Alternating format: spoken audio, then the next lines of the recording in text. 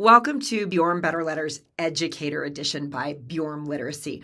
We are so excited to finally have this product available for you to use in your therapy sessions, at home, or in your classrooms. This product is going to be an amazing resource to help you with bridging that Grapheme-Phoneme Gap. We have speech therapist language in here. We've got teacher language in here. We've got parent-friendly language.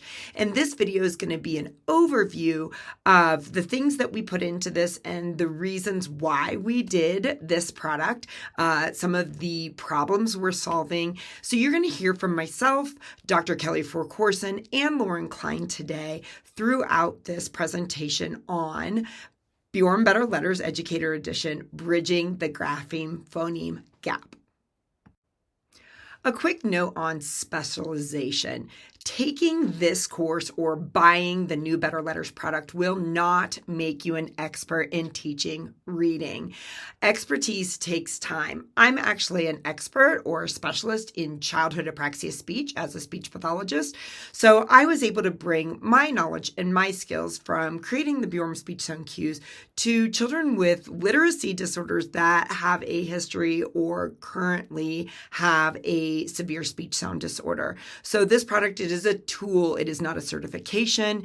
It is not a program. It is designed to support your instruction, not replace professional training. It is also to be incorporated with any curriculum or program that you are already using. So this is a great supplemental product for you. It is flexible and it doesn't follow a necessary scope and sequence. So use it as a resource, not a standalone solution. This product will enhance your teaching, but it does not replace evidence-based instructional methods. So continued learning, collaboration, and professional development are all key to effective literacy instruction. So continue to follow us. We're going to be giving you more and more things around the area of literacy with our literacy specialists combined with our speech sound disorder specialists to help make you a better therapist, a better educator, a better teacher to children with literacy needs or just teaching literacy and reading in general. We're going to go through a quick introduction of the three authors of this product, Lauren Klein, Dr. Kelly Forcorson, and myself, Jenny Bjorn. I'm Jenny Bjorn. I am a pediatric speech pathologist and have been for over 25 years. I'm a childhood apraxia of speech specialist, and I'm recognized by Apraxia Kids, and I've done the Child Apraxia Treatment Advanced Training and pretty much any other training that's out there. I am the owner of Bjorn Speech Publications and the author of Bjorn Speech Sound Cues. You can see the monster here taped to my forehead. I am an international presenter and author, and I am the board president at Bjorn and Bowles Child Apraxia Education Initiative, which is a brand new non-for-profit that I'd love for you to dig into and see what we're doing. As far as my disclosure is, I am the owner of Bjorn Speech Publications and the author on Better Letters.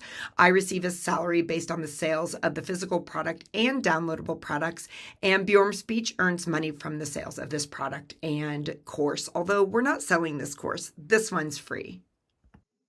Hey everybody, I'm Dr. Kelly Forcorson. I'm an associate professor at Florida State University, and I direct the Children's Literacy and Speech Sound or Class Lab. You can find me on Instagram at classlab_Kelly, where I host a popular weekly series called Phonetics Friday. I'm an NIH-funded researcher and an ASHA Fellow. I'm a board-certified specialist in child language, and my PhD is in phonology. So it's been really fun for me to put this product together with Lauren and Jenny, and I'm so excited to tell you more about it. Hi everybody, my name is Lauren Klein and I am Chief of Staff at Bjorn Speech Publications. I have been a pediatric SLP for over 10 years and I currently own a private practice in Colorado where I specialize in assessing and treating reading and written language disorders. I'm also an Orton Gillingham Academy Associate Level member and I am currently completing my coursework and practicum to become a certified level member. We are going to dig in a little bit more as to the what, the who, the how, the when, the why of Bjorn Better Letters Educator Edition. Let's get started. The Bjorn Better Letters Educator Edition is from Bjorn Literacy and is a powerful toolkit designed to revolutionize the way educators teach reading, spelling, and phonemic awareness. This is a versatile resource, and it is designed to help when working with students in general education, special education, speech therapy, or intervention settings. With this resource, phoneme graphing correspondence becomes engaging, intuitive, and accessible. This resource bridges the gap between the phonemes and the graphemes by combining research-backed strategies with the power of visual learning. Each card includes engaging sound cues, helping children anchor phonemes to their corresponding letters in a way that is intuitive and memorable, reducing the cognitive load for young learners. Once students have developed the skill, we've included phonogram cards without visual cues to support gradual fading of prompts, allowing for more independent practice as their proficiency grows. What's inside the box? This box is big and packed with powerful tools to support sound letter connections. Inside, you'll find the Bjorn Better letter cards featuring the Bjorn speech sound cue paired with its matching lowercase grapheme. Phonogram cards, these are designed for scaffolding, each with a handy quick reference guide on the back showing the sounds that the phonogram make, plus a number to help you locate the corresponding Better Letters card. We have upper and lowercase alphabet cards, and these are perfect for assessment and progress monitoring of both sound and letter identification. Before we dig into the box a little bit more, when we talk about sound cues, we're talking about something that is fun, intuitive, relatable, something that helps kids make a strong connection between a sound and a meaningful image. Sound cues are especially helpful because they anchor the child's understanding of abstract sounds in something concrete. For example, the p sound is paired with an image and idea of popping popcorn. It makes the sound feel real and memorable. It makes sense to kids. These cues provide essential scaffolding for children who are just beginning to learn the connection between sounds and letters. And importantly, they're not example words. Instead of saying P is for pig, we use a sound-based cue that focuses entirely on what the sound feels and sounds like. A Bjorn Better letter is exactly what it sounds like. Fun, intuitive, relatable sound cue that's paired with a letter or grapheme. It's better. The pairing builds a strong bridge between the spoken sound or phoneme and the written letter or grapheme. It's all about helping learners really understand the letters represent sounds. This connection strengthens phonemic awareness, supports early reading, and builds spelling skills in a developmentally appropriate way. Let's take a look on what's on the back of a Bjorn Better letter card. We call this the anatomy of a better letter back. This design packs a ton of helpful information, all in a way that's accessible to both kids and adults. At the top, we have the speech sound cue image, and then we have the grapheme right next to it. We also talk about its category. The small number in the corner is used for easy card organization. Just below, you'll see voice, place, and manner of the phoneme. These terms describe how and where the sound is made in the mouth. For example, B is voiced bilabial, made with both lips, and it is a stop. When you produce the B, it stops the air. Then we have a phonetic pronunciation used mostly by teachers, the IPA symbol used mostly by speech-language pathologists, and the speech sound cue name. In this case, the bouncing ball sound. Next is a yellow box with a simple sentence describing how the sound is made, such as the letter B makes the sound B, as in bubble. Below that, the section in blue provides phoneme grapheme rules, exceptions, and extra notes. Like when the letter B is doubled, the sound is only made once.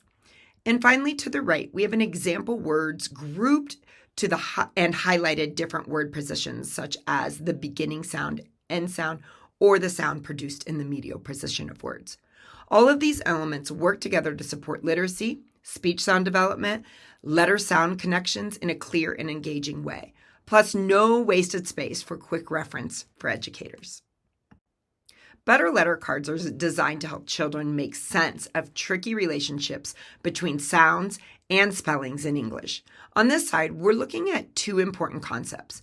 First is same spelling, different sound. You'll see the letter Y here. Same letter, but it can make 4 different sounds depending on the word. For example, yak and yell use one sound, but in words like gym or happy, it sounds completely different. That's a lot for young readers to learn, and these visual cues really help anchor that understanding. When we have the same sound, different spelling, the W sound is a great example. It can be spelled with a W, like in water, or WH in whale. The sound is the same, but the letters look different. These visuals help children recognize and make sense of these patterns, building stronger connections between speech and print in a way that feels playful and approachable. Better Letters was designed to seamlessly transition from grapheme with the cues to the graphemes without cues. You can see here that the grapheme TH represents 2 different sounds, voiced TH and voiceless TH. We use the Better Letters to explicitly teach this concept. And once the student is ready, we move to the phonogram card where the single TH can represent both voiced TH and voiceless TH productions. The teacher-friendly backs on the phonogram cards allow for educators to have a quick reference for all of the sounds associated with that grapheme. Here's another quick example. The letter Y can make 4 different sounds. So for children to understand when and whether that sound is a consonant or a vowel, when it's used, how it's used, we begin with the Better Letters. But once that child understands all those concepts, we go down to the single phonogram card Y, and on the back, it gives that quick reference guide to the educator on all the sounds that grapheme makes. When we create a new product at Bjorm Speech, we start by asking, what problems are we trying to solve? What are educators, speech-language pathologists, and parents really needing in order to support their learners? With Bjorm Better Letters Educator Edition, we look closely at the challenges around teaching the connections between speech sounds and letters, especially in a way that supports all types of learners. We know that English is complex and inconsistent sometimes, confusing grapheme-phoneme connections, and lots of exceptions. This can make learning to read and spell really frustrating for kids and tricky to teach. I know I'm still learning.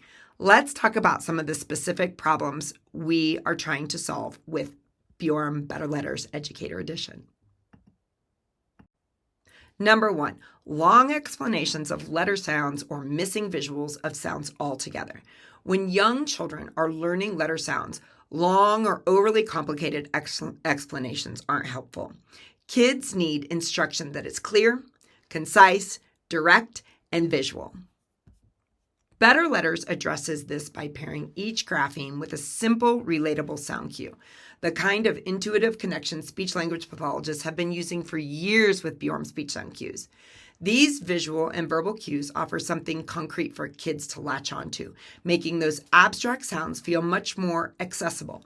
And because the cues are quick, easy to remember, and designed to make sense to kids, you get fewer explanations, less confusion, and more learning. Number 2, flawed logic in sound representation.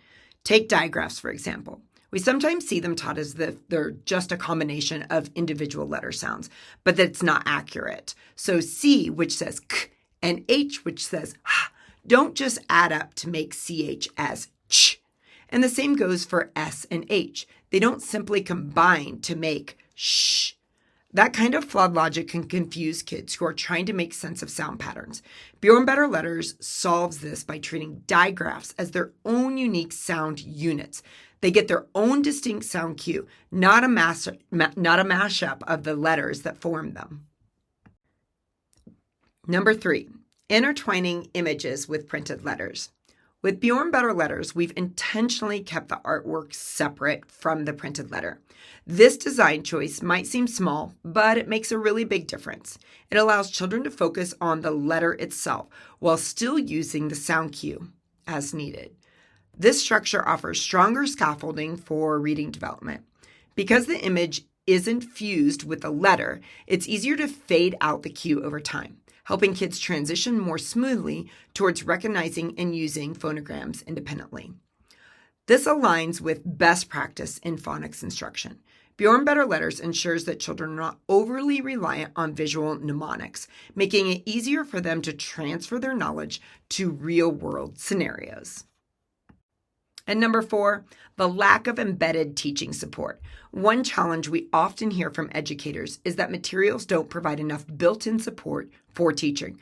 They're constantly flipping through separate guides or manuals to find sound cues, phonics rules, spelling patterns, which can really disrupt the flow of the lesson. Bjorn Better Letters solves this by putting all the key information right on the back of the Better Letters card. You've got the sound cue, the grapheme, the phoneme details, even the voice place manner, all right there. Need a quick reminder of a spelling rule or a grapheme to go with a certain sound? It's all there, instantly accessible without needing to pause and look it up. This kind of embedded support helps build confidence and consistency, especially for educators like me who are newer to structured literacy or who just want to make sure their instruction is accurate and clear every time. Is Better Letters Educator Edition for? Even though we have Educator Edition in the name, parents can use Better Letters as well. We've designed this for special educators, classroom teachers, literacy specialists, speech language pathologists, anyone who works with children. Children do not necessarily have to have a hard time learning to read to use Better Letters. We really love that we've created a product that allows an easy transition between understanding what print looks like and what print sounds like. So it's not just letters, it's letter patterns and the different ways that they might show up and what they sound like in real words. So this can help with spelling instruction, letter sound correspondence, scaffolding if you're working with children who have speech or language impairments, children who need to work on improving phonemic awareness, overall reading instruction. It really helps us teach explicitly that letter sound correspondence. One of the best aspects of Better Letters Educator Edition is that it offers teacher and parent-friendly terminology, as well as terminology that's used by speech language pathologists. We cover a lot of key literacy categories, such as 6 different syllable types and exceptions, consonants, digraphs, trigraphs, and quadgraphs, short and long vowel sounds, and silent letters. One of the ways that students and educators can benefit from using Better Letters is that as literate adults, we often intuitively know these spelling patterns and spelling rules, but we don't necessarily know how to explain the rule or explicitly help a child apply it. And so as an example, in a word like clock, Jenny might know that the word clock ends in the CK digraph, but she might not know the explicit rule behind that or how to teach it to kids. And so the back of the Better Letters cards has those rules explicitly to help children understand how to use specific digraphs and how to understand how words and letters go together. So the why behind these spelling rules is on the back of all the cards. So this helps to ensure that not just students, but also the educators who are using them know these rules. You'll have that information at your fingertips as you're using Better Letters. One of the examples I always like to give is I'm an avid player of the game Wordle. And so every morning I make a guess at my 5-letter word of the day, and I'm never guessing a word that starts with NG or a word that starts with CK, right? I know that those spelling rules exist and that in English, I'm allowed to use the digraph NG at the end of words, and I'm allowed to use the digraph CK at the end of words, but I'm not able to use that at the beginning of words. So these explicit rules are spelled out on the back of all the Better Letters cards for you. Part of Better Letters is that it's a research-based product. So what we mean by research-based is that we have scoured the empirical evidence to look to see what kind of skills children need to become good word readers. And we have created a product that builds on those skills. This is a research-based tool. It's grounded in scientific evidence from the fields of developmental and cognitive psychology, speech language pathology, and linguistics. A couple of examples of this that I like to talk about. One is the self-teaching hypothesis. This was developed by David Scher in 1995, and this suggests that children learn literacy through exposure to not just hearing words, but seeing the print. And so that combination of print and speech together creates a system for children to learn how to read words. And so this helps them learn not only whole words, but individual letters and letter patterns. And so we've broken down those letters and letter patterns and mapped them onto the various phonemes that they may produce to help you teach the kids on your caseload or in your classroom or in your home how to read words. A lot of my research focuses on children who have speech sound disorders, including those who have single sound errors. We know this population of kids often has weak phonological representations, which are skills or constructs needed in order to acquire phonological awareness skills.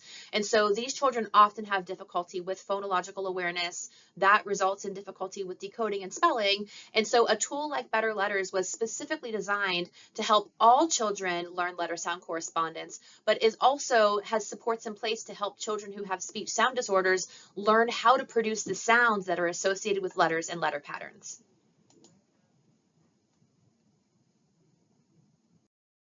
Another research-based aspect of the Better Letters Educator Edition is exposure to print. So we know through a lot of research using something called orthographic facilitation that exposure to print helps children learn print patterns, print meaning, and helps children associate print with its associated speech sounds. So a lot of the work that has been done by Dr. Shane Piasta at Ohio State University has helped us to understand the importance of print knowledge in young kids. So understanding letters and letter patterns, the direction that we read, helps to build that phoneme-grapheme relationship, so that sound to letter relationship. And the point of Better Letters is to really help bridge that gap. We do know, again, that children with speech sound disorders and children with language impairments often have difficulty with letter knowledge. And so this tool was structured to provide that explicit support to not only help children, but also to help all of the educators who are working with them understand some of these really common rules and patterns that we may implicitly know, but we might not be able to explicitly teach.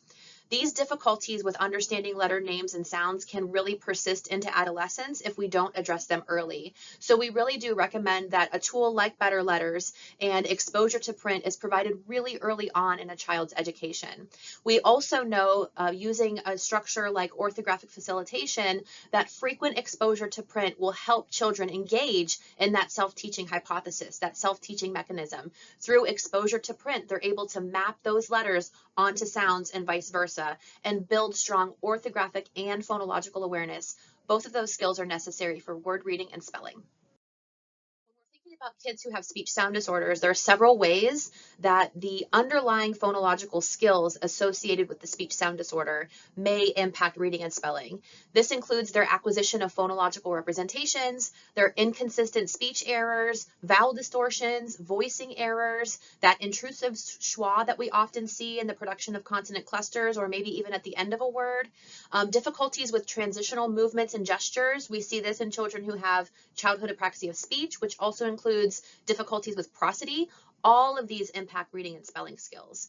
And so one thing that we like to think about in terms of how we are taking these factors into consideration is, are these speech sound errors causing difficulties with reading, or are the reading errors or these underlying phonological difficulties causing the speech sound errors? And actually, as a field, as an empirical field of research, we don't know the answer to that. What we do know is that this population of children really benefit from letter sound correspondence that's taught in an explicit and sequenced way. And so that's what Better Letters really offers here. We also are really interested in better understanding how some of our baseline assessments that are administered to children with speech sound disorders are actually taking into account their speech sound error. If a child is producing a sound incorrectly, and that maybe means that they're reading a word incorrectly or they're missing an item on a phonological awareness task, we don't actually know, is this because they can't produce that speech sound, or is this because they fundamentally don't understand that phoneme or how that phoneme operates? And so we have a lot to still unpack in the world of research with respect to the impacts of literacy on speech sound disorders, but our goal in building Better Letters was to create a product that would help bridge the phoneme-grapheme gap and help create lots of opportunities to present children with letters, letter patterns, and the speech sounds associated with them. To piggyback off of Kelly's information on how speech sound disorders impact literacy, I've included some videos showing exactly this. These videos are of Kingston and I. Kingston is 8 years old and has childhood apraxia of speech. It's pretty clear to the average listener that he has a speech difference. However, if you are not familiar with the specific characteristics of childhood apraxia of speech, or have an updated sound inventory, which are the sounds that King can produce, then you may assume that he cannot read these words or he doesn't yet have the sound grapheme relationships learned. On the contrary, King can read and understand all of these words silently. He exhibits characteristics of childhood apraxia speech in all of these videos and shows how difficult of a time he has with motor planning. Also, I want to note that if he doesn't yet have all the feedback loop to hear when he uses an incorrect motor plan for these words, so sometimes you won't see him feel like he read them wrong. Let's take a peek. Each of these video examples can give a skewed view of a child's ability to decode if we are not aware of error patterns or characteristics of a specific speech sound disorder. In Bjorm Better Letters Educator Edition, we have included a sound inventory in the handbook that comes with this product for you to keep data on the sounds the child can and cannot yet say. This is very important if you're expecting a child to read orally. King is able to produce all the sounds in the English language with the exception of a distorted j, as in jam. But because he has childhood apraxia speech, a disorder of motor planning, oral reading accuracy will be very impacted. For kids like King, it is very important to partner with a speech-language pathologist to understand errors and what to expect during oral reading. Especially if his child has specific goals or is on an IEP, very much communication needs to be happening between that literacy specialist and the speech-language pathologist so that we are addressing literacy in a way that is individualized to the child with a severe speech sound disorder. And even more important point would be to remember to assess receptively what the child understands and for silent reading comprehension. Let's talk about some of the terminology that we're going to use in the Better Letters presentation and the Better Letters deck. First up is my personal favorite, phonetics. We use the International Phonetic Alphabet on the back of every Better Letters card to help you understand the sounds that are associated with the letters or letter patterns on the front of the card. So let's talk a little bit about what phonetics is. Phonetics is the study of human speech. It's not a study specific to English, and it has been used for over 100 years to understand how speech sounds are produced across hundreds of documented languages. Phonetics provides us with the tools we need to think about individual speech sounds within and across languages. It's a very common part of the undergraduate curriculum for speech language pathologists. So if you are an SLP, you're very familiar with phonetics and the idea of IPA or the International Phonetic Alphabet. If you're a special educator, a literacy specialist, a reading coach, a classroom teacher, or a parent, you may be less familiar with phonetics or IPA. And so my goal here is to make sure that we talk a little bit about what some of the terminology is on the back of the Better Letters card to make sure that we're all on the same page with what kinds of information we're sharing with you. So to document those individual speech sounds on the back of the Better Letters cards, we use IPA or the International Phonetic Alphabet. This system was developed in the 1880s and includes approximately 108 consonant and vowel symbols. We're only going to talk about 44 of those symbols, and I'm not going to go over each one, but we're only referring to or talking about the 44 that are associated with American English. So if you look at an IPA chart, it's very possible that more than half of the symbols you see are ones that you would never use. So we're really going to be focusing just on the ones that apply to American English. Another important feature of the International Phonetic Alphabet, or IPA, is the use of slashes. So you've maybe seen these slashes. If you have taught language or you have taught reading or you've taught spelling to children in the past, you've probably seen letter symbols used within slashes. And so I want to kind of clarify how those slashes are actually used and the importance of using the correct symbol within those slashes. So slashes are only used around symbols that represent sounds. We don't use slashes around graphemes or letters. So an example of the correct use of slashes in IPA, the IPA or International Phonetic Alphabet symbol for the sound y looks like a lowercase j. That's the symbol that's associated with that sound. So we would be able to put that lowercase j in slashes to indicate the y sound, as in the beginning of the word you or yes. We would not put a symbol that looks like the lowercase letter y. The letter Y is actually not a symbol in the International Phonetic Alphabet, and so putting a grapheme in slashes is the incorrect use of those slashes. So on the back of the Better Letters cards, what you'll notice is we use both slashes for IPA symbols and then quotation marks for teacher-friendly spelling. So we represent sounds in several different ways. This is one of the ways that we're bridging the phoneme grapheme gap, is also to bridge the SLP teacher gap. We want to be able to speak the same language, but currently we don't. So we want to make sure that we're using quotes around letters and slashes around sounds. To think of Better Letters as a decoder ring of sorts. This has helped me so much understand teacher symbols, or the ways in which teachers think about or talk about speech sounds and letters. I think this is also an opportunity for teachers or literacy specialists to learn more about how SLPs think about and talk about speech sounds. And so in addition to using the IPA symbols and using the slashes, we do also use teacher-friendly spellings, and we put quotes around anything that would not be an IPA symbol. We want to make sure that people who are working together to help support children's literacy are able to speak the same language, and Better Letters helps to create that. Another thing you'll see on the back of every Better Letters card is the place, manner, and voicing associated with the phoneme that corresponds to the letters or letter patterns on the front of the card. So this comes from phonetics. This is something that speech language pathologists learn about in undergraduate and graduate school, but may not be something that's taught in teacher preparation schools. And so I want to talk a little bit about each of these so that you know what you're looking at when you look at the back of the Better Letters cards. So first we think about place. Where in the mouth is this sound made? So we have, I'm going to talk about anatomy on the next slide to kind of show you some examples of different places. But as an example, sounds that are made by pulling the two lips together, like p or b, those are called bilabial sounds. That's the place of articulation, is bilabial, meaning both lips. We also want to talk about the manner of production, so how the sound is made. This is how the air moves through the vocal tract to create sounds. So as an example, sounds that have more airflow, like s or those are called fricatives. That has a fricative airflow through the vocal tract. And then we also talk about voicing. Is the voice on or off?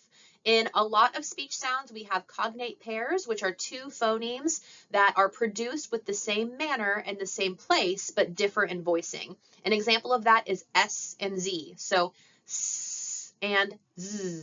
The place of articulation is the alveolar ridge, or that bump behind our two front teeth.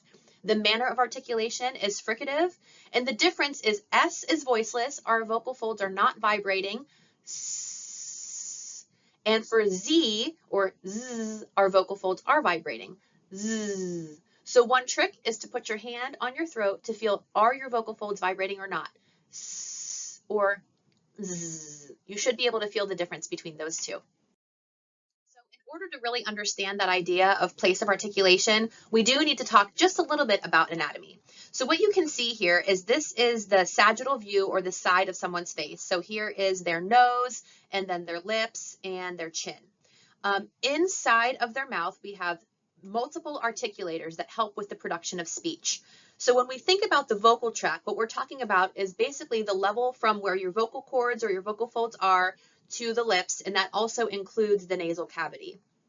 When we exhale for speech, air comes from the lungs up through that vocal tract. And then all we're doing when we're producing speech is changing the shape, size, and length of that vocal tract. Every speech sound is made by adapting the shape, size, and length of that vocal tract. So really, when you think about how human speech is produced, it's really kind of fascinating. And so understanding these various articulators can be helpful to understand how certain speech sounds are made. So we have, as I mentioned, bilabial sounds that are made with the lips coming together, like p, b. We also have the alveolar ridge, which is the bump behind your two front teeth. And so our tongue is typically placed there for sounds like t or d, s, n, some of those sounds. We also have our hard and soft palate. The hard palate, if you press your tongue up to the roof of your mouth, it should feel hard and bony. That's your hard palate. And if you move your tongue backwards, you should feel where it starts to change into a soft, spongy material. And that is your soft palate. That's also called the velum. So we have some sounds that are produced at the level of the palate, like shh. And we have some sounds that are produced at the velum, like k, and g. And so that what we're talking about is how our tongue is articulating with these various points in our mouth. We also can use our teeth as articulators. So for a sound like and our teeth and our lips are involved. So that would be a labiodental place of articulation where we're using both of those articulators. Or for sounds like and our voiced and voiceless th, we have our interdental production or place of articulation. And so hopefully this helps in just having a sense of what anatomical structures and articulators are involved in the production of speech. All of these examples so far have been single phonemes, k or b or z, right? And we don't produce speech in single phonemes. We produce speech in connected speech. And so what happens is a process called co-articulation is at play whenever we're producing connected speech. Co-articulation changes the way that certain phonemes may be produced due to the other sounds that are in the word. And so our system, because of the quick responses from our brain to our muscles that control our articulators, are constantly preparing for upcoming sounds while producing the current one. My favorite example of this is what you might hear in the vowel sound in words like cat and can. So that vowel sound in the word cat and can is the same vowel sound. What's actually changing is our articulators are getting ready for the sounds that come next. So in the word can, we have three phonemes, k, a, n. That N sound, the manner of articulation for that N sound is nasal. That means that our soft palate or our velum, so that soft spongy part in the back of our throat, lowers during the production of that phoneme so that the air that comes up through our lungs will resonate in the nasal cavity and make the sound more nasal. So what happens is as our system is getting ready to produce that N sound, we have slowly opened the velum, or what's called the velopharyngeal port, to let air from our lungs up through our vocal tract go up into our nasal cavity to resonate, to create a little bit of nasality on that vowel sound. So the vowel sound in cat is the same vowel sound in can, and the reason it sounds different is due to co-articulation. This happens all the time. In connected speech, co-articulation can impact how sounds are blended together. It can impact the naturalness or the speed of our speech production. And this really has to do with which sounds are existing around the other target sounds. And so as you're thinking about applying better letters to the process of reading, just know that as we're isolating sounds associated with letters and letter patterns, when you go to blend those sounds together, there may be a little bit of an adjustment period because sometimes blending those sounds together and making it sound natural and making it a rapid or quick response can change how some of the sounds are produced. This is a normal part of co-articulation. This is a normal part of speech, and it's just helpful to be mindful of this because as we're blending sounds together, we need to be aware of the fact that some of those sounds might just slightly adjust due to the other sounds that are surrounding it. Some important terminology I like to use is the difference between a speaking voice and a spelling voice. Your speaking voice or your reading voice is the voice that we use when speaking conversationally or reading more fluently. Think co-articulation. An example that I love to use is in the word butter. When a student decodes this word for the first time, they may divide it between the two T's, saying the first syllable as but and the second syllable as ter. However, with practice, and once that word is more familiar to the student, it will be pronounced as we say it in most American English dialects with that d sound, as in the word butter. On the other hand, your spelling voice is what you as a teacher may use when dictating words to students. When I want my students to spell a certain word, I let them know that I may over-articulate some sounds so that they can properly hear them and understand and correctly map the sounds to the graphemes that they're spelling. However, I still have conversations with them about stress, accent, and co-articulation. One goal with Better Letters was to debunk common myths in both the speech pathology and the reading worlds. Let's take a look. The first myth we want to debunk is the idea that when two vowels go walking, the first one does the talking. This can be super confusing to kids as a majority of the time this just isn't true. Also, it can be confusing when one vowel team can make more than one sound, which is very common. So, instead of using this jingle to teach your students, we recommend teaching the specific sound that the vowel team makes and any corresponding rules that are associated with it. Or you can share with your students the one sound that you're targeting and the multiple spelling patterns for that sound. We hear it all the time. Use your strategies, sound it out. However, sounding out words may not be the most beneficial way to teach kids to blend words together or to accurately spell words. It's also not a very specific strategy. Think about those students with speech sound disorders or difficulty with phonological processing. If I ask my student to spell the word will, but they produce the l sound as a w, they would probably spell the letter L as a W, as you can see in this picture. This is why it is so important to analyze speech errors and take a speech sound inventory.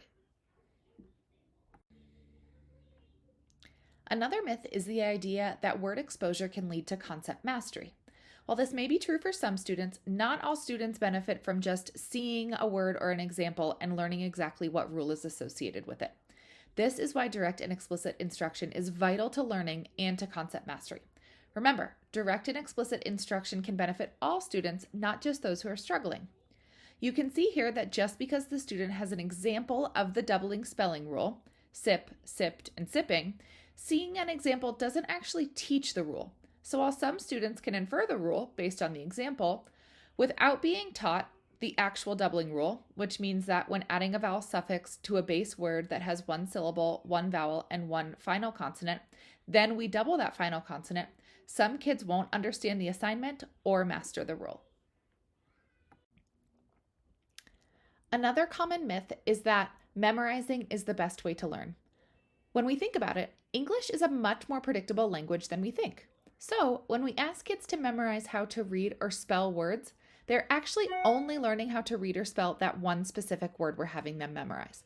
However, when we teach them a concept, the rule, and the exceptions to the rule, then they can apply that to many more words as opposed to just the one list we want them to memorize. Let's take a look at some of the areas that we can informally assess using Bjorn Better Letters. Better Letters was designed to help you get a lot of basic knowledge about your students' reading and spelling abilities. The deck combined with the handbook allow you to conduct a great initial assessment and find a good starting spot with your student. Some areas that you can assess include letter name, which, while not as valuable as letter sound when it comes to reading, is sometimes important in school settings. Sequencing, phoneme grapheme inventories, phonological awareness skills, decoding of real words, decoding of nonsense words, and overall concept knowledge. Now let's take a look at some of the areas that you can use Better Letters to provide instruction and intervention.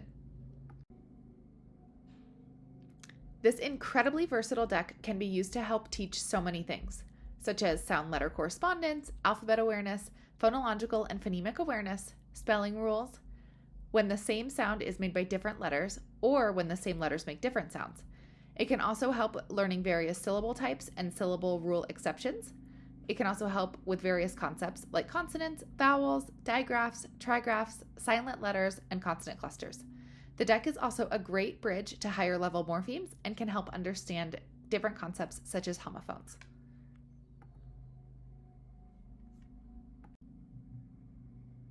Bjorn Better Letters was designed to give therapists, teachers, and instructors the flexibility to scaffold learning as needed.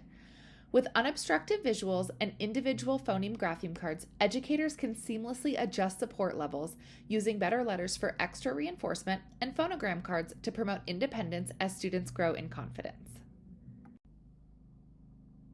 Better Letters is also a great progress monitoring tool. Using the Better Letters cards, the phonogram cards, and the Better Letters handbook, you can easily gather information about your students' areas of growth and areas of weakness through progress monitoring. Thank you so much for watching this course and for purchasing Better Letters. We are so grateful for this community, and we are currently working on many other courses to explicitly teach you how to understand and to better teach these concepts to your kids. So if there are any specific courses that you would like to see, please reach out and share them. And if not, stay tuned.